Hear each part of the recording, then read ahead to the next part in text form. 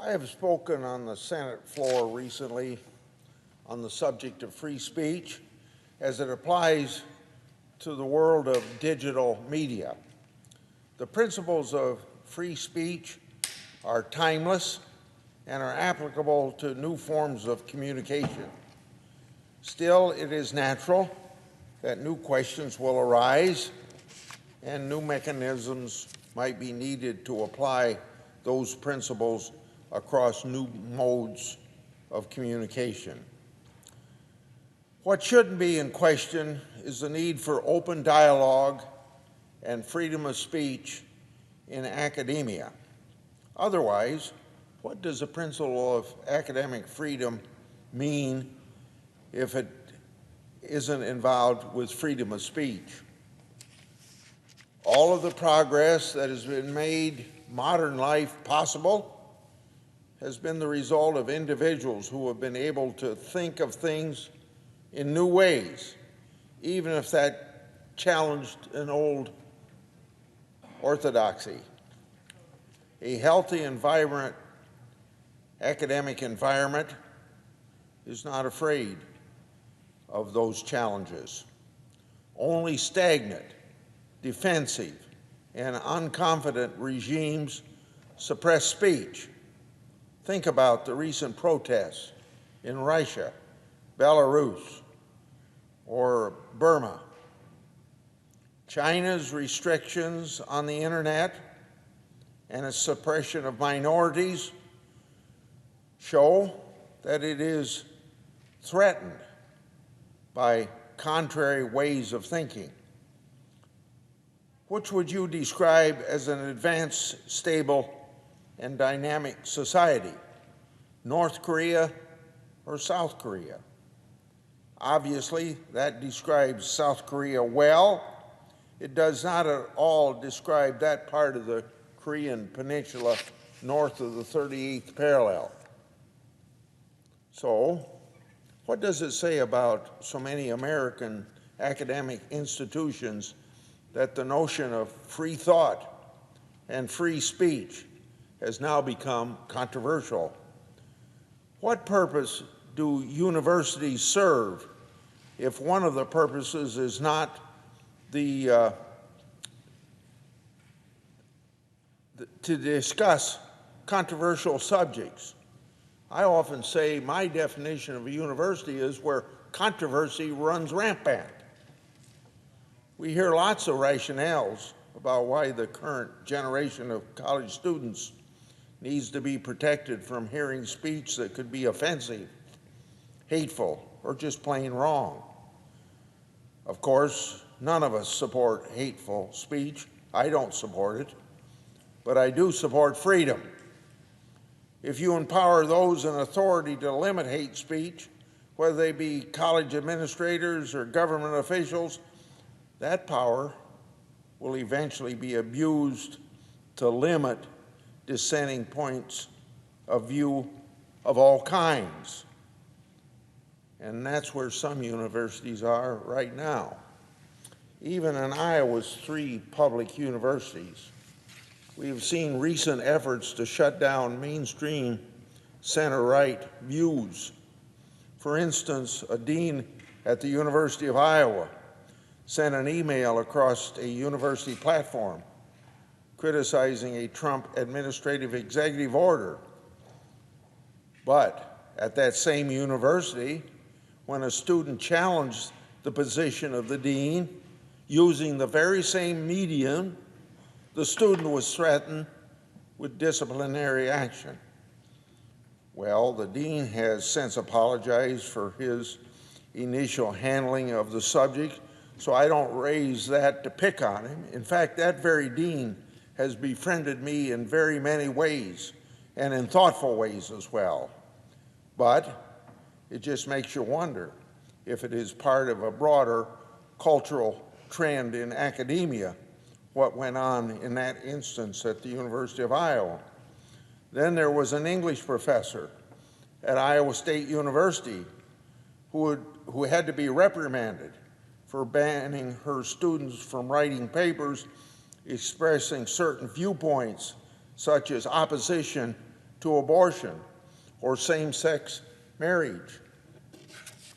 The president of my alma mater, the University of Northern Iowa, had to step in to reverse a decision by the Student Senate denying a group of pro-life students student organization status purely because of their political views. In each case, the university administrations of these three universities ultimately resolved these incidents well, and properly so. But I mention them not to pick on my state of Iowa universities, or not to criticize any university for that matter, but because they seem to be examples of a broader trend on campuses across the country of a knee-jerk reaction to shut down speech some find disagreeable. The best response to the expression of views that you find repugnant is speech that points out the errors of that particular way of thinking. Now, I think that's best expressed by the University of Chicago's policy, which has become kind of a gold standard for free speech advocacy on university campuses. The University of Chicago expressly prohibits, quote, obstructing or otherwise interfering with freedom of others to express views they reject or even loathe, end of quote. If you're confident in the rightness of your views and you have an environment that allows free expression of those views, you need not fear speech you find wrong. Of course, that assumes that human beings are all gifted with the power of reason and can discern what is right. Now, if it happens that that is not the case, if people cannot be trusted to listen to different views and come to the right conclusion, then there is no basis for democracy, and our system of self-government then is fundamentally flawed. You can shield students from hearing challenges and uncomfortable views while in college, but not when they get out in the real world. And just think of these college students that are on campus, but if they had left high school for the world of work, they'd be faced with all these things every day. So what's special about a college campus? In fact, it's so special that you ought to have a discussion of all these subjects. Academic institutions that do not allow for student views to be challenged, to be tested, and to be refined through rigorous debate are doing those very same students a very great disservice. These students' knowledge will be limited then, and their views unsophisticated. Their ability to deal with different ways of thinking, which they will inevitably encounter throughout their lifetime, will be greatly diminished. I feel sorry for students who graduate from colleges that cocoon them from controversy. Let me repeat what I said at the beginning. I have always thought of a university as a place where controversy should run rampant. The notion that the voices students hear must be curated for their own good is concerning, not just because it has a totalitarian ring, but because it is harming students in the long run when they have to deal with the real world. If students are showing up on campus unable to cope emotionally with hearing conflicting viewpoints, that is a problem of their upbringing and education to that point before they go to that university. It is something colleges need to confront head-on for their students' well-being. Further, shielding students from having their views challenged, then sending them out in the world thinking they are prepared, is a recipe for failure. Americans seem to be losing the ability to understand the point of view of those with whom they disagree. That is an unrealistic point of view for Americans to have. It's a failure to teach about freedom. Questioning of motives has replaced principal argument. Shouting insults has displaced logical debate. Don't you see? This is a societal trend that increasingly is reflected in the halls of Congress right here.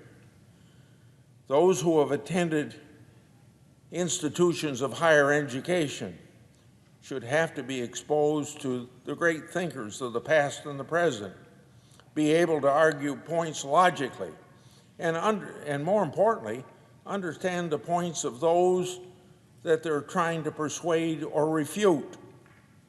College graduates should be models of civil discourse.